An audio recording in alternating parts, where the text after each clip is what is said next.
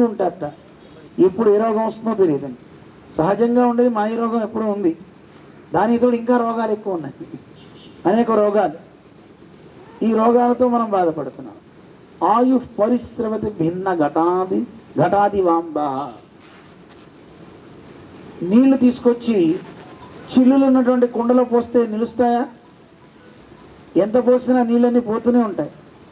అలాగే ఈ శరీరం కూడా అన్ని రంధ్రాలే, తీసుకొచ్చి ఎన్ని పోసినా మళ్ళీ ఏమవుతుంది? బయటికి పోతూనే ఉంటాయి. చెమట రూపంలోనో, మల రూపంలోనో, మూత్ర రూపంలోనో. ఇలా వాడి మనిషి యొక్క ఆయుష్ అంతా ఎప్పటికప్పుడు క్షీణం అవుతూనే ఉంటుంది. అయినా సరే వాడు ఆలోచించడు. మనిషి తను బాగుపడాలనుకోడు. అయ్యో అని బాధపడతారు ఋషులంతా. అందువల్ల ఇలాంటి మనుషులు బాగుపడడానికి పరమాత్మ ఈ లోకంలో మనకి ఇచ్చిన ఒక అద్భుతమైన గ్రంథమే శ్రీమద్ భాగవతం.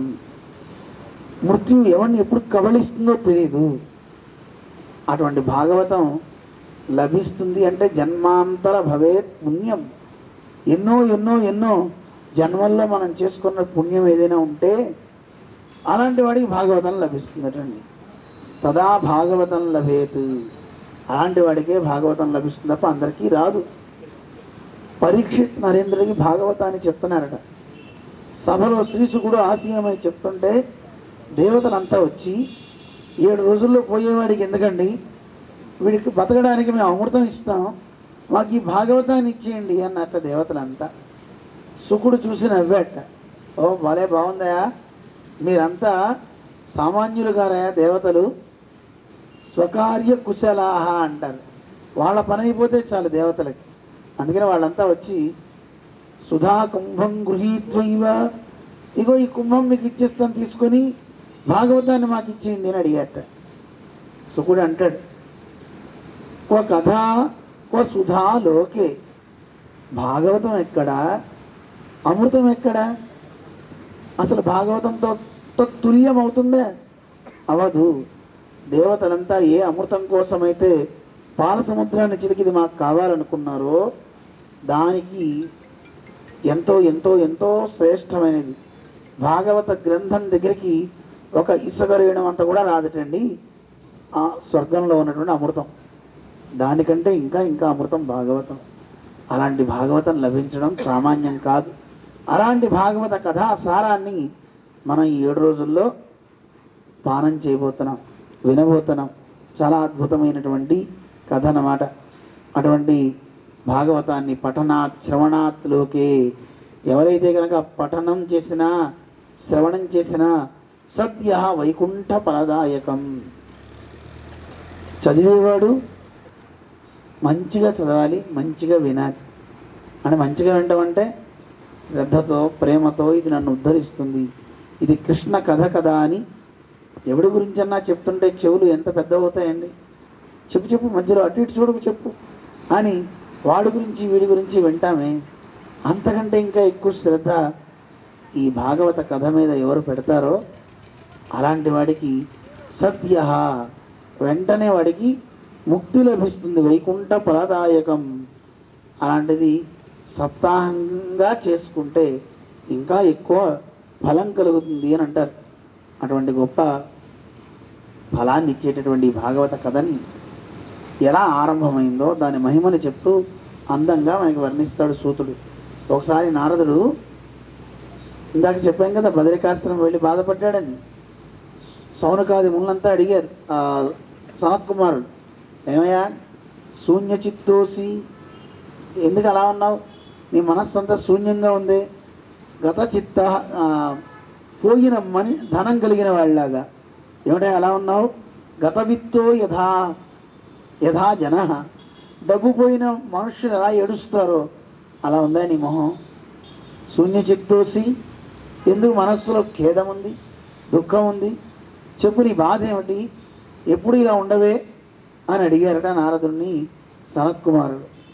అడగగానే అప్పుడు ఆయన చెప్పడం ఆరంభించాడు, అయ్యా ఈ భూలోకంలో పర్యటించానన్న త్రిలోక సంచారిణి కదా, అలా భూలోకానికి వచ్చినప్పుడు అన్ని క్షేత్రాలు వెళ్ళా, ఎక్కడ చూసినా మంచి అనేది లేనే లేదండి, అంతా కల్కం, అబద్ధం, ప్రతివాడు మోసం చేయడమే. పైకి నవ్వుతున్నాడు, లోపల ఉండాల్సిన కుళ్ళంతా ఉంటుంది. ఎక్కడ ధర్మం లేదు. అలాగే వేదాన్ని అమ్ముకునే వాళ్ళు ఉన్నారు. అట్టశూలాహ అంటే అన్నాన్ని అమ్ముకునే వాళ్ళు ఉన్నారు. శివశూలా ద్విజాతయ అంటే వేదాన్ని అమ్ముకునేవారు ఉన్నారు. ఏమండి ఇదేం వడ్డూరండి? ఎవరన్నా బాటసారి కనపడితే వారికి భోజనం కడుపు నిండా పెట్టి పంపించే రోజులవి.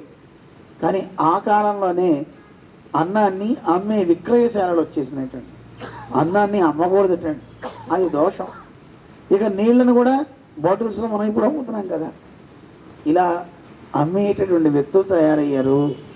ఎన్నో రకాలైనటువంటి పాడు పనులు అవుతున్నాయి. కామ్య కేశశూలిన్య అంటూ కాముకులు ఎంతోమంది అయిపోయారు. ఎక్కడ చూసినా ఇబ్బందిగానే అనిపించింది. అలా నేను సంచరిస్తూ యమునా నదీ తీరానికి వెళ్ళా, బృందావనం. అక్కడికి వెళ్ళేసరికి నాకు ఒక ఘట్టం కనపడింది. ఒక స్త్రీ 2 పిల్లల్ని ఒళ్ళో పెట్టుకొని ఏడుస్తుంది.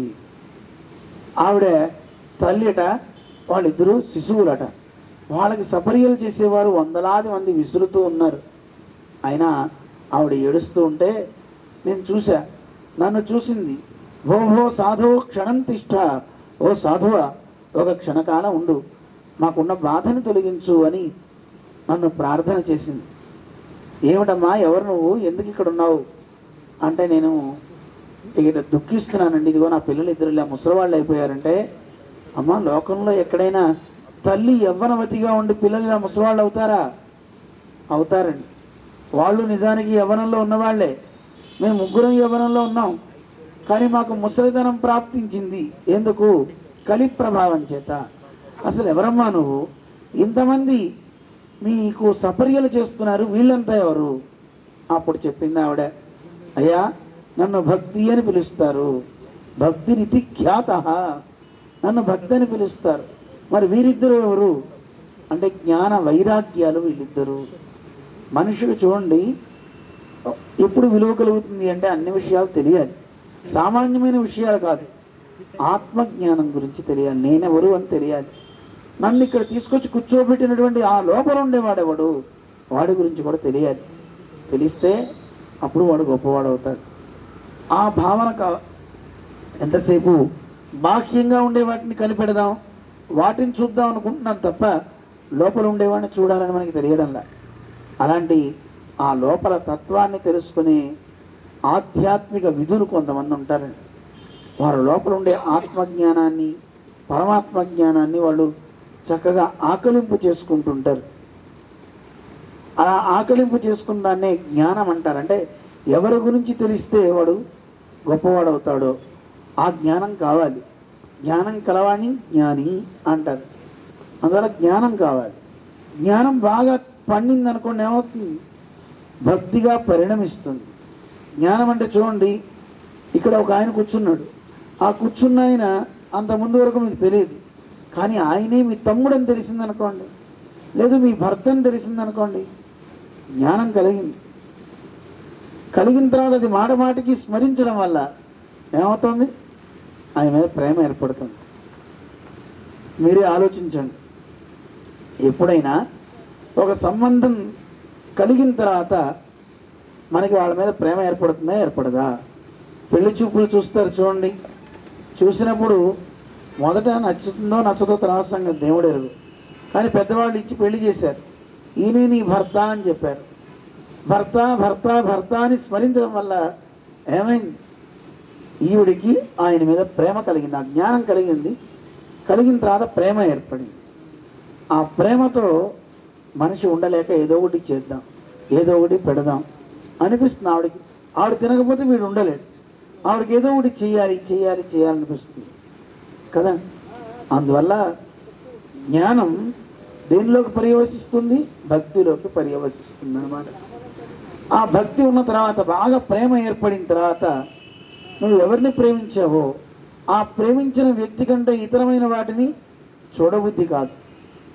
మీకు బాగా ఇష్టమైన పదార్థం ఒకటి ఉందనుకోండి, మిగతా ఎన్ని పదార్థాలు పక్కనున్నా వాటిని చూడరు. మంచి మనకి ఇష్టమైన దాని మీదకే వెళ్తుంది, దాన్నే తీసుకుంటుంది అనమాట. మిగతా వాటి జోలికి వెళ్ళట్లేదు అంటే దానికి పేరు వైరాగ్యము అంటారు. అర్థమవుతుందా? వైరాగ్యము అంటే ఆ పరమాత్మ ఎందే మనకి దేని మీదైతే రాగం ఉంటుందో మిగతా వాటి మీద రాగం లేకపోతే దాన్ని వైరాగ్యం అంటారండి. అలాంటి జ్ఞాన వైరాగ్యాలు భక్తి ఈ మూడు మనిషి కలియుగంలో రావడంలా. ఎవరికి వాస్తవమైన జ్ఞానం తెలుసుకోవాలనిపించట్లేదు, ఎవరికి మంచి మీద ప్రేమ కలగటం లేదు, దైవం మీద భక్తి లేదు. అంతేకాదు దైవం తప్ప మిగతా వాటన్నిటిని తృణప్రాయంగా చూడాలి అని చూస్తున్నారు ఎవరైనా? మిగతా వాటి మీద ప్రేమ పెరుగుతుంది, దైవం మీద విరాగం పెరుగుతుంది. ఇప్పుడు భాగవతం వినాలా, నమస్కారం ఒకసారి ప్రజెంట్ వేసుకుని వెళ్ళిపోతే అయిపోతుంది అనిపిస్తుంది.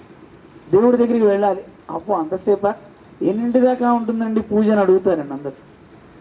అడిగితే ఒకసారి తెలియక అబ్బో వీడి శ్రద్ధ ఎక్కువేమోనని 6 నుంచి 8:30 దాకా అన్నారు. అయితే సరే అండి వెళ్ళిపోయాడు.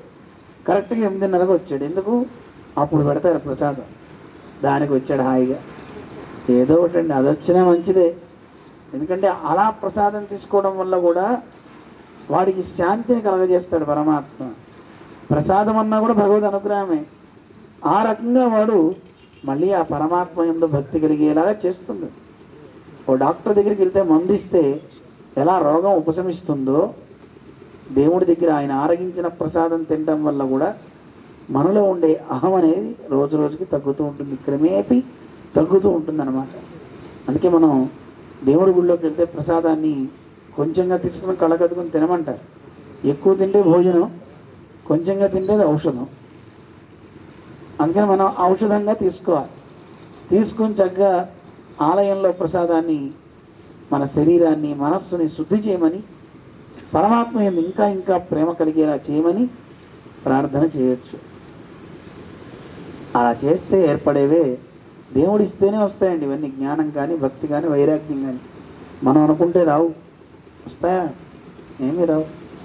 అందువల్ల ఈ జ్ఞాన భక్తి వైరాగ్యాలు కలి ప్రభావం చేత ఏమైపోయినాయి? ముసలివైపోయినాయి. పాప ఆ 2 పిల్లలు కళ్ళు తెరవట్లేదు.